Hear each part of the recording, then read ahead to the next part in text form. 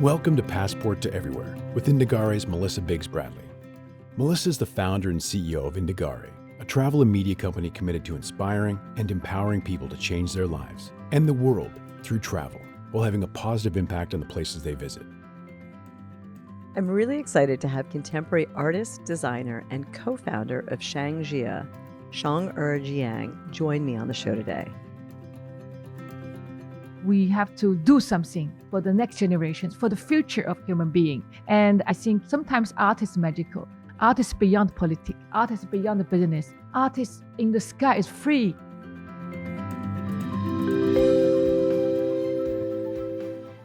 Born and raised in China, Qiong Er has artistry on both sides of her family. Her father is the famous architect who built the Shanghai Museum, and her maternal grandfather was one of the first Chinese artists to study abroad. He was also one of the first artists to introduce Western art of oil painting to China. Qiong Er began demonstrating her artistic gifts at only a few years old, and she and her brother were chosen by the Chinese government to demonstrate their early talents to foreign dignitaries and visitors. After attending Tongji University's design program, she went on to the French National Academy of Decorative Arts to study furniture and interior design. And from there, Qiong Er stayed and studied in Europe for many years. In 2009, she was chosen by the owners of Hermès to co-found Shanghai, the Hermès-backed luxury brand dedicated to infusing traditional Chinese craft into contemporary design. And her works have been collected by a number of world-class museums, including the British Museum, the Musée Guimet, and the Musée des Arts Décoratifs in Paris. She's been honored several times, specifically in recognition of her contribution to the cultural exchange between China and France, where she now lives. This year, to commemorate the 60th anniversary of the establishment of diplomatic relations between China and France, she was asked by the Musée Guimet to put together an exquisite and monumental installation titled Guardians of Time, which I had the pleasure of visiting. This is the first exhibition to change a museum facade in Paris, and the transformation is so impressive that you can see it all the way from the Eiffel Tower. During the Olympics, the Musée Guimet will be one of the few museums to remain open, and it is sure to be one of the most talked about cultural moments for Olympic visitors. Today, we'll discuss the installation, what it represents about modern times, and the importance of cross-cultural exchange between France, China, and the world, and much more. This is Passport to Everywhere.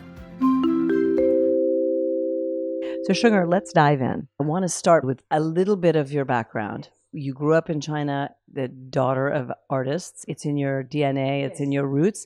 I'd love to hear a little bit about how you knew you were going to be an artist. I'm born in a family of artists. So my grandfather, Jiang Qiong Er, is a famous artist in China during 1920s.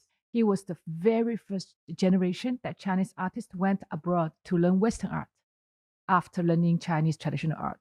So during 1920s, almost 100 years ago, he went to Japan to learn sculpture, oil paintings, and then the plan was Shanghai, Japan, then Paris. It was a journey. And then the China-Japanese War happened, so he went back to Shanghai. He did not go to Paris. But his artwork that time, it's really already started this dialogue of inspirations, Western and Eastern tradition, contemporary future. He started 100 years ago. He is one of my inspiration, though we did not really cross in our life very long, only 1 year and a half. I think he left me a lot of secret spiritual DNA of art, the truth of art. And then my father is an architect and a very famous architect. He designed the Shanghai Museum and many museums in China. I'm the third generation of the family. And I think that's why I'm born, I think, in a pot. We call it in Chinese a joke. You were born in a pot of ink. So whatever you do, you take your brush and then, your pen, you are painting. So I start painting at the age of 2. That's why I always tell my friends, my career of artist has already been for 45 years. Then they watch at me. Your skin is very good as a lady of 70 years old. So that's my family background. And then I learned traditional art, Chinese ink and brush painting, calligraphy, with two very famous Chinese masters, Chen Shifa for English printing and Han Tianheng for calligraphy at age of 6. That time, during end of 1970s and beginning of 80s, China is not China today. It's almost another world. So my brother and I were selected as the top 10 talent of China for art. So we were selected to get into Children's Palace of Shanghai, where you learn painting after school. We were only 10, even less. And at that time, during beginning of 80s, when the prime ministers or the important foreign visitors come to Shanghai, China, apart from this kind of political meeting, they want to see the future of the country. So kids, where they go to Children's Palace. So we paint in front of these people, and then through Children's Palace, they send our painting to all over the world, United States, France, Japan, for international art competitions. And then we won gold, silver. We won a lot of prize. Today is people do not really care because it's common. But that time, 40 years ago, it was like big thing. A child of 6 years old, 8 years to win all of this prize. So I will not say we were famous, but we were like kind of, they have the TV have documentary on us, and in our first exhibition, my brother and I, the duo, I was 6, my brother was 8 in Beijing, and my brother was invited to Hong Kong to paint in, like a live show of his painting, all the process to be broadcasted, etc., etc. So we were lucky then to have opportunity, to follow the masters, and then we got sponsors. For example, that time we got sponsor support to one of very important 2 weeks trip to Dunhuang, the Silk Road in the Gobi Desert. We went through the old historical Silk Road from Lanzhou, the capital of Gansu, till Dunhuang, Mogao. Today's project that we are seeing in Paris, maybe the first little inspiration was planted when I was 11. So this is just give you a background that China has been changed so much. And I, with my brother, we were really lucky, from very young age that we were we lived, how to say, a kind of very particular and a unique period of China. And we have lots of chance to follow and encountered with these masters and all of this experience. And when I saw the album of my childhood in my parents' family home, you can see I'm always with my brother, painting in the garden, in the park, in front of the mountain at home. Maybe you don't remember you paint so much, but art still playing such an important role in our life. How did you go from being a child painter in China of that time to who you are today? Because it's a big leap, and you were obviously painting all the way through, but you saw massive changes within your own country. For me, we start painting like at the age of 2. So when we have to go to university, everybody think my brother and I will go to art school.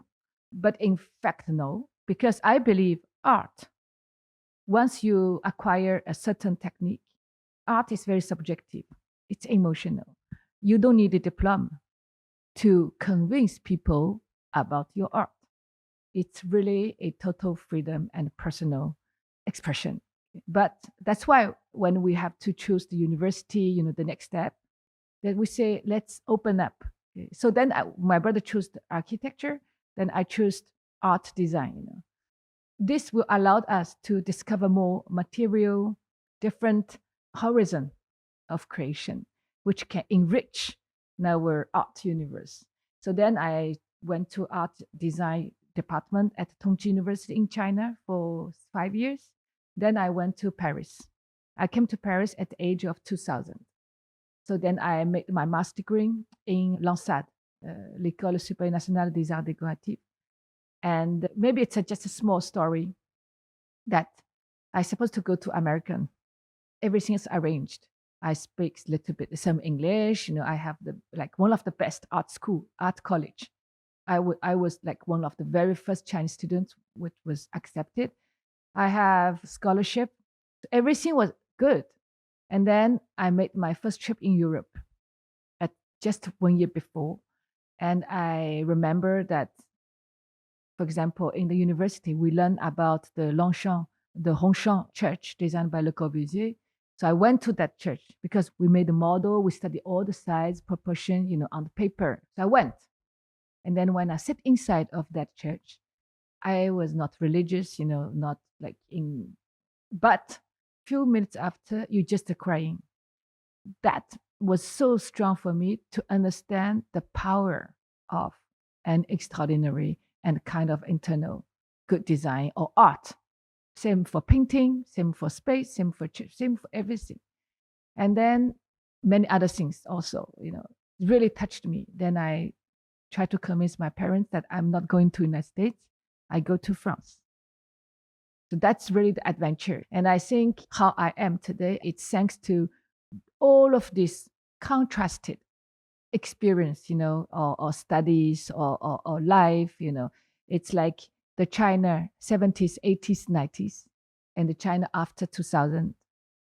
Huge contrast, and the China and the France, the West and the East, and the tradition, the past, and the present and the future, the beauty of contrast, the beauty of duality allowed me to really enlarge, all of this, my universe of art. And on top of that, it's like design art. I always choose at the edge. I choose myself at, really, it's difficult. It's full of challenge to stay on the edge. Because I think when you're on the edge, you are free. I'm on the edge of art, universe, design. I never go to the middle, because when to the middle, you belong only to that. When you're edge, you are free to weave. Oh, weave, free. That's very important. It's like the Chinese yin and yang, like this. And then in both sides, you have one dot, like the round circle. So do not go there. I stay here. Then you get inspiration from both. So I think that's really important. And I think this kind of positioning, choosing to be on edge, really allowed me to do what I'm doing today. And because it's not pure art, painting, or sculpture, it is, but also you need imagination of space, dimensions, digital, sound, in everything. I think everything around me, it's like the little birds, who really compose your garden, the garden of art. I want to get into exactly what you're doing here in France, because this museum, the Musée Guimet in the middle of Paris, you have transformed in a way that has never been done before. You've changed the facade. You can see it from the Eiffel Tower. I've had the pleasure of going through this exposition, Guardians of Time, which is so much more than individual art pieces. It's 5 monumental exhibitions from the facade all the way into the grotto that we were just in. And all of it is about the relationship of time, but also the relationship of people. So will you talk about what you're doing here and what it means to you and what you're trying to achieve with this project, which is truly monumental and really moving? So the whole project is called Guardians of Time, Gardien du Temps. I remember 1 year ago when the president of Musée Guimet, Yannick Lintz, invited me with a carte blanche for this kind of so brave and daring, incredible project. And that time people was really thinking it's crazy project and it's almost a mission impossible. Almost. Such short time, and there was such like complicated environment because you also have Olympics this time. So everything is even more complicated. So anyway, I said yes, we immediately. I like this kind of adventure and and challenges. Of course, this year is the year of China in Musée Guimet, so I was invited as the Franco-Chinoise, artist. But for me, at Musée Guimet on the Place d'Iéna, alongside of Seine River, face to the Eiffel Tower in Paris, where the World Wide World meeting here, I think the work should be beyond, have to be beyond China and France. It's coming from China and France originally, but beyond. It should be a work really for the world, for mankind, for the humanity. That's how I start to create. In the history, the museums, they are all the lighthouse of a civilization. And the Musée Guimet is that too, and on the Place d'Iéna. So I want to give back this kind of the role of phare, the lighthouse of civilization, calling for messages. So Guardians of Time, of course, there's really the notion of time. And I do not want the time is only staying on the word, a title. It should be an element in my artworks. So on the facade of Musée Guimet, the installation called Origin. I made researches on the history of human being, that the most ancient traces of art that human being left still found in the grottos, caves, on the rocket. I think that's a kind of symbol or kind of expression of a certain eternity. So that's why I want to create a 21st century caves, grottos on the facade of Musée Guimet. And in the grottos, there will always be some mythical creature. So here I recreated 12 mythical creatures, and each mythical creature brings a message, or they are calling for a message to all the visitors to the world. And so I created a mythical creature calling for peace, that we all know why it's so crucial today, calling for authenticity in this world that full of the fake news. Lots of things is we lose the beauty of authenticity. And I think it's the time to call it back. Or maybe we do not lose, but we forgot or we neglect. It's the time to wake it up.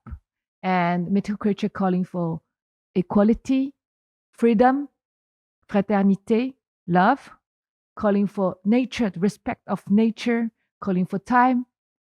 That with all the social media now, time is cut it into millions of small pieces. And maybe it's a time also to reunion time, to live with time differently. And then I create other mythical creatures calling for wisdom. With wisdom, I think it's very important today. Calling for bravoure, bravery, calling for exploration, bienveillance, benevolence, 12 value.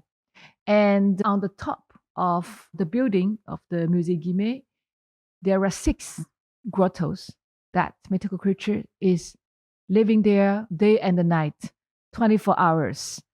Then when you pass by, that I give you a secret, you should not stay in front of the museum. You should cross the Place Ina, went to another side of the museum. There's a bus station, a 63 bus station.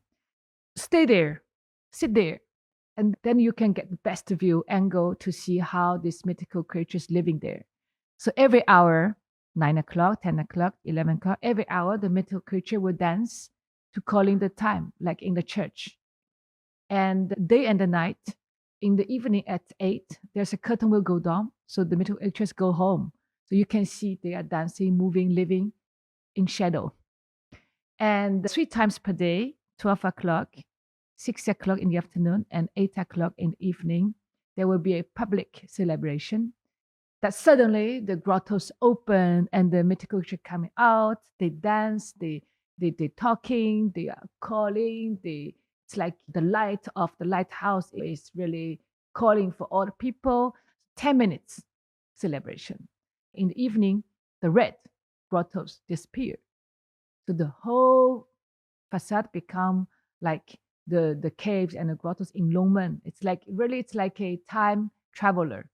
You travel from Paris to Asian, to China. You travel from today to the thousands of years ago. And so this is for the facade. I think which is important is that the human being today should be reunioned in care and love. That when we are together again, maybe the human being can continue our beautiful history towards future. Inside, it's the entrance hall. The name is Initiation. And you can see in French, we say La vie en rose.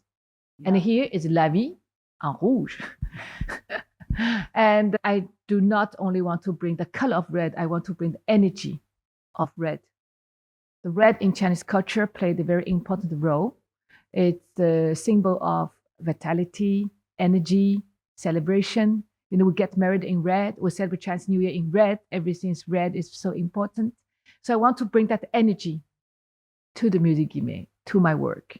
And then I choose 10 different colors of red, which means 10 different poetry, 10 different stories. And then I put them gradually together to embrace the existing historical columns. And then As the color is gradually different, you thought maybe it's the light. It is the light. The whole entrance hall is changing, but it's also the different tone of red. So when you arrive at the museum from right or from left, you don't see the same red energy. You feel the energy is floating. Okay? And again, this installation is changing with time because the daytime is changing, different weather, different light. The red is different every day and every moment. So time, again, has a very strong presence in this work. Same like facade. You have 24 hours for Western world, 12 hours. In the Asian China, we have only 12 hours per day, 12 hours. You have day and the night. You have 3 celebrations per day. So time does exist very strongly in my works as a real element.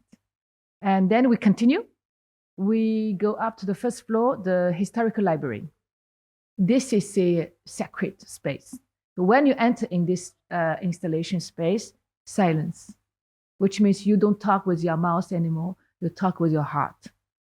And in this historical library, which is the soul of the Musée Guimet, you can find 12 mythical creatures that you maybe already observed from the facade.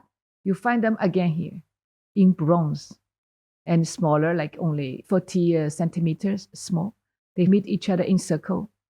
Then you are just in front of these mythical creatures. Because in the facade, you watch them from 50 meters, 100 meters, Eiffel Tower is 1 kilometer, 2 kilometers. And here you are in front. So you have different sensation. And on top of that, I created a song installation, which means you will hear a voice of man, woman's voice, and children's voice who are calling you these 12 collective value of human being in French, English, and Chinese. And in the facade, maybe you see them, this mythical creature, and maybe you read the explanation of these collective values. But here, I wish that you can really hear. And which mythical creature is talking to you, calling you, the light will be on that mythical creature. It's like really an invitation of a real dialogue. I would love to have you talk a little bit about how you created the mythical creatures, because you went all the way back in time to the grottos and the earliest figures from art in different civilizations, but you also use what you call your new friend, artificial intelligence. I'd love to hear you talk about how you went back in time and forward in time in creating these creatures. In the history, mythical creatures are beyond human beings. So I said, I'm not God, so I do not have the right to say, oh, I invent this. This is the mythical creature for freedom. So I went back to Chinese Asian civilizations and other Asian civilizations of the world where the mythical creatures already existed and they protected already now different history. They are the guardians of now history. So I invited them coming out from history, join us 21st century.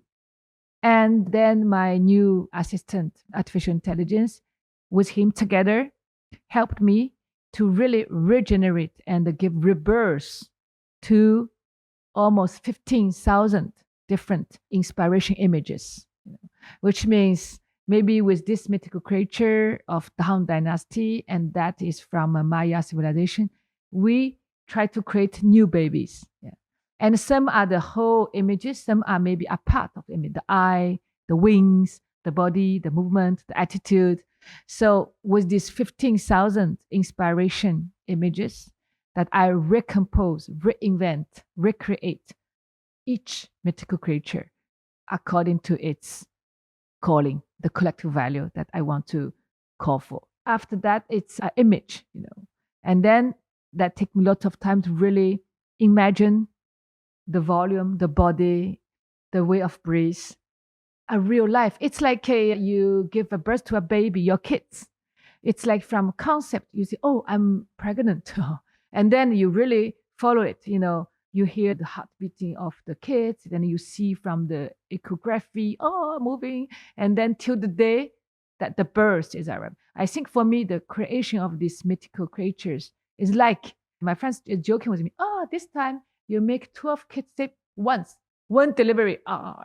So it's really like that. And I think for the process of creating this mythical creature, which is really a particular trip for me, like voyage for me, is you really go very deep, 5,000, even 10,000, even longer in the past. So all of their ancient family members existed already, but these baby mythical creatures are new, because today, 21st century, we need these babies. They are staying with the time of today, And I truly believe that at today, 2024, we really need to protect our time, our world, our mankind. Each of us is an guardian of time, And I have 5 kids. So these 12 mythical creatures are the collective value they are calling for, are the values that I really want to pass it on to the next generation, what we leave to them. And of course, there are many, many unforgettable moments that when I create these mythical creatures and when I imagine their volume, how they move, because as I said, on top of grottos, they are living. You have to imagine all their movement. It's a real living mythical creature. It's not only a still presence, I'd say it's very challenging because I don't want this mythical creature look like any animal. And I don't want that we feel afraid to them, because in the history, quite some of mythical creatures, they are quite frightened, because maybe that time, thanks to that, you respect. And I said today, the world is different. I think when you bring some afraid or you threaten people, they will just go. I think today, to dialogue as an invitation, this mythical creature have to be accessible, joyful. You want to see him in your home. You want to stay with him. And then maybe you connect, the dialogue is born, but not too kind of lovely, like Japanese kawaii either. You still have some spiritual respect because it's a mythical creature. So that was a huge challenge. You achieved it. We've talked about the first 3. Tell me about the last 2. Yes. The first installation is on the roof terrace of the museum. And the name is Her Story, or we say Her Voice, Bravery. And this is a work really I want to create for women. I'm a woman artist. And I, from my mother, my grandmother, or my friends, I really believe that today's woman is very brave. We are very brave. And we have a lot of courageous to live as a woman at 21st century. With all the role that we are playing, the life we are having as mother, as a professional woman, as daughters, wife, granddaughter, friends, many, many roles. And we have a lot of bravery and that I really admire. So I want to do that work for women. So I invited 60 of my women friends and I interviewed them about bravery and the definition of bravery of today. And with all of this exchange and interviews, it's so inspiring that I recreate a collective poem who represent the voice of, today's woman. Maybe not 100%, but certain. And this collective poem is composed by 257 Chinese characters. So I was really touching and impressed by Chinese ancient Nishu. You may know, Nishu, yeah. And it's a very ancient woman secret script, because that time the woman is not allowed to learn writing, to go to school. And at that time the woman, they do not want to accept that. So they still want to exchange, talk, dialogue, communicate. So they invented this particular secret language, only used exclusively among women. I found a lot of bravery, courage in that secret woman language. And so I do a lot of research on that. Nishu is very elegant, very nice. But as we say, a writing reflects the woman of that time. So you can see it's from certain ways still sad. It's very elegant. It's like woman dancing, but it's sad and it's kind of weak.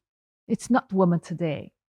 So I said, let me invite my assistant again of the technology today So with the artificial intelligence, we did a lot of researches on different contemporary writing, and we recreate together, reinvent a 21st century new 女书. So I called AI 女书 2024. You have to put time because maybe 2034 is different to 2024.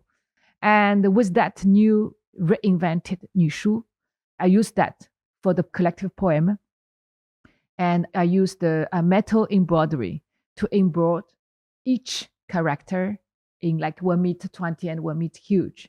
And then I connect them. The whole poem will be in that AI 女书 2024 in the metal embroidery and hand on through the whole roof terrace. And between sky and earth, because the terrace of Musée Guimet is composed by 3 floors. So if you go down, you raise your head, that poem is between sky, is under sky, together with sky, in the sky. Or if you go up, you sit, the poem is with the earth. So I believe the woman today, as you, as me, as my mother, and our mothers, and our grandmothers, we are like this, between sky and earth. That's where we are. And this is the installation that I create. But the second piece on the roof terrace is created by time, as this is all outdoor installation. So the sunshine, the light is changing every minute. So if you raise your head, this poem is with the sky. The sky is the paper, and you write on that paper. So every minute is different with the cloud, the weather, the sky, and the shadow on the white wall. Every day, every moment is different. So this is the creation of time. I created first installation, and the time joined me, created the second, or a permanent changing second installation. So this is the fourth installation in my project. And the last one is in the dome, the highest space in the Musée Guimet.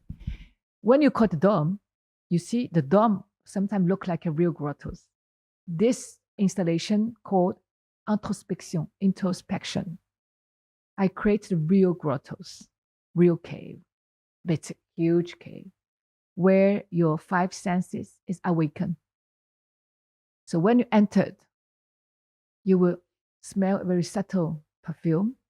This is coming from the 5,000 pu'er tea bricks from Yunnan that I covered the whole wall. And the backside of this tea brick screen, I created a band of sound, 4 bands of sound, which is a dialogue with 4 seasons. So when you arrive today in May, in June, you will hear the sound of spring. And when you come back in August, then it's the sound of summer. In December, it's the sound of winter. So the word, again, live with time, 4 seasons. And on the roof, there's a creation of light shadows. Again, same, it's spring, summer, autumn, and winter. So when you come back different months, different time, you have different experience, different feeling. And in the middle, I created a stone garden. Stone is the best witness of time. So in this stone garden, I put like 20-ish stones. They are all minimum 1,000 years old. And I painted with my hand with the pigment from Lascaux and pigment from Dunhuang grottos, the colors of time. And the most beautiful color of time is the stone itself. So this garden is like served as a time vessel. And I invite visitors to sit around where I put 12 private, personal cave and grottos. You sit down, you are in your own grottos. And that's the place with all of this sensational care or awake, or maybe wake up, like they are hugging you, and maybe that's the place where you have a dialogue with your grottos inside of you. So it's introspection, a dialogue with yourself, with all of these 5 senses, with the time vessel in the middle.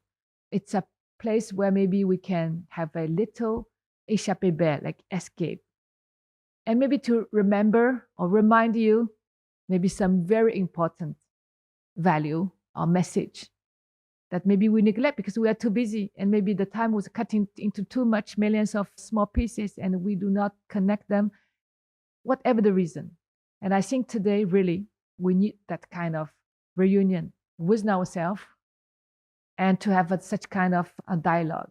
And maybe when you leave after all of this voyage, and as I shared, from outside, I have this kind of visible mythical creature, visible messages, huge visible, monumentally visible, because it's in a crowded world. It's the urban, the city, the world. And then when you arrive the historical library, you hear a true message, maybe a real sound. And maybe when you arrive the dome, the introspection space, there's no more mythical creature. There's no more grottos because you are inside. There's no more voice of calling. And maybe these messages are already in you. That's what I wish. And I really wish that creating all of these monumental installations, I believe that I wrote a letter for the press day. I wrote a personal letter. I felt there's a mission on me. You know, it's incredible that I achieved all of this in 1 year. It's just impossible. But I felt there's a mission. I feel sometimes I was pushed by the mission. My hand, my mind. It's just like you were pushed and you just go there, you know, just to say this, yes, no, do this, do like. Incredible, the experience. And I remember when I on that kind of, how you say, nacelle in English, the lift, yeah. When you get onto that constructive lift for the facade, you know, when I go up, I remember go up to 40 meters in front of grottos, you know. It's incredible. And when I accompany these mythical creatures to install them, I went with the workers. It's such like emotional, you know, moment. You feel that's your mission. That's your mission. It's very difficult to use the word to describe, but you just feel really you were pushed. Yeah. Because you cannot achieve this only by yourself. Of course, the great team, you know, and even creatively, I really felt that I was pushed by a mission. People have tried to ask you how you represent as an artist, China and politics and everything. And we spoke about how this is not about politics. This is about an urgency that the world needs today that is something that goes way beyond country and way beyond politics. Going back to Guardians of Time, I'd love to hear you talk a little bit about, if this is your mission, what is it that you are trying to achieve in this world that we are living in, where time, as you said, it's not guaranteed? As you said, as I really believe that we are in a world where we have to face to a lot of uncertainty. We don't know, unknown uncertainty, and a lot of terrible kind of things is happening, you know.